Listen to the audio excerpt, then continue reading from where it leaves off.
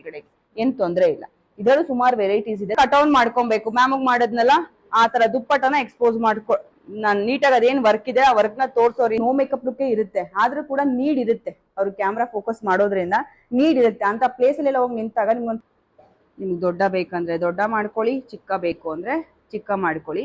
Shoulder ಲೆವೆಲ್ಗೆ correct ಮಾಡ್ತಾ ಇದ್ದೀರಾ, ಜನಕ್ಕೆ ತೋರಿಸಿ. ಜನ ಕಂಡೋರ್ ಮನೆ ಸುದ್ದಿನ ಬಹಳ ಚೆನ್ನಾಗಿ ನೋಡ್ತಾರೆ, ಕೇಳ್ತಾರೆ. ಇದನ್ನ ಸೆಲೆಕ್ಟ್ ಮಾಡಿ.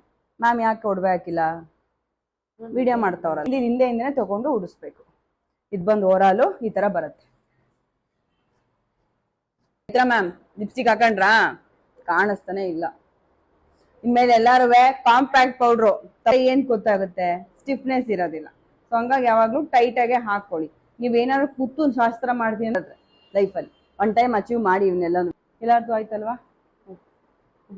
ಸೇಮ್ ಇದನ್ನು ಹಂಗೇನೆ ಒಳಗಡೆಯಿಂದ ತಗೊಂಡು